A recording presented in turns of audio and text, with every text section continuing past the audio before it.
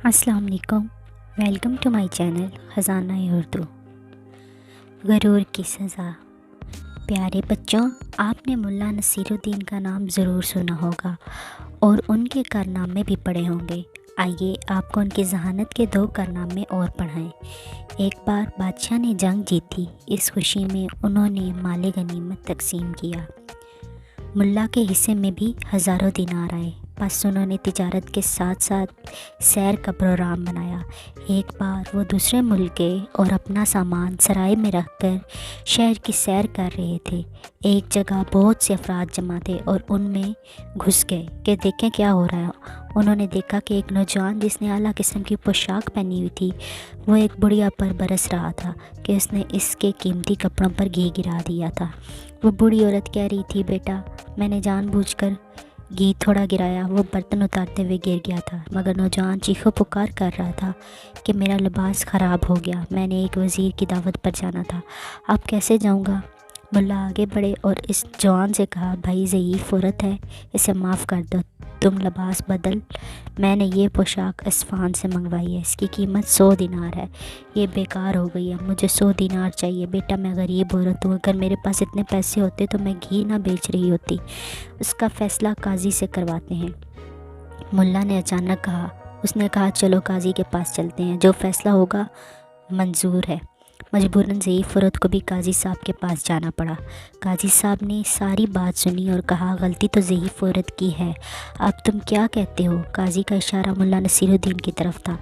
काजी साहब, इस ज़ईफ़ औरत की गलती से इसकी पोशाक ख़राब हो गई, इसका हर्जाना मैं देता हूँ, ये लें 100 दिनार। इस नौजवान ने जल्दी से दिनार उठा लिए।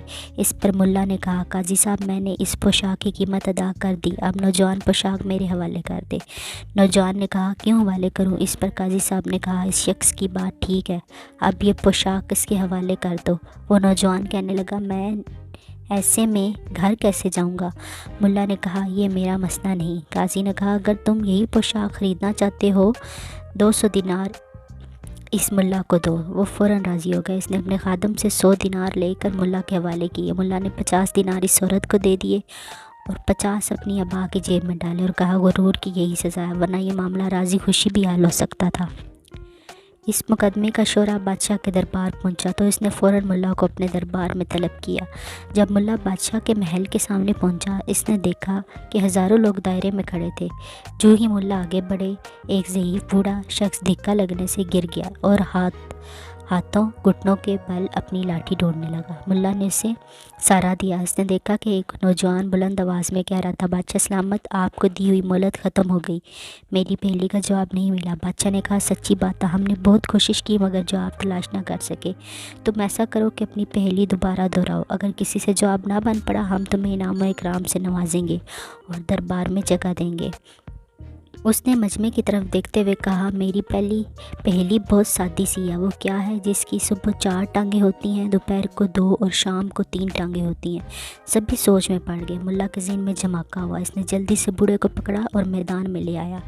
बादशाह सलामत, इजाज़त हो इस पहेली का जवाब दूँ। हाँ हाँ क्यों नहीं, ये बड़ा इम्तिहान है। बादशाह सलामत, इसका जवाब में आप भी हो सकते हैं, मगर इस वक्त इसका जवाब ये बूढ़ा है। क्या मतलब, हम समझे नहीं। बादशाह ने हैरानी से कहा, वो ऐसे बादशाह सलामत, जब इंसान बच्चा होता है तो वो 4 टांगों पर चलता है, जब जवान होता है 2 टांगों पर चलता है, बुढ़ापे में 3 टांगों पर चलता है। पहली में सुबह दोपहर और शाम कहा गया। बादशाह सलामत ने इस नौजवान से पूछा। इसने हाँ में जवाब दिया। हज़ारों लोगों ने तालियां बजाकर मुल्ला को खराज अकीदत पेश किया। बादशाह ने बहुत इनाम इकराम से नवाजा। जब उसे पता चला कि ये फूल नगर से आया तो बादशाह ने फूल नगर के बादशाह के लिए भी एक तलवार भेजी जिसका दस्ता याकूत का था। ये अब भी फूल नगर के बादशाह के पास है। बादशाह ने मुल्ला को इनाम इकराम से नवाजा, जिसने दूसरे मुल्क में अपने मुल्क की इज़्ज़त बढ़ाई। Thanks for watching. Please like, subscribe and share my channel.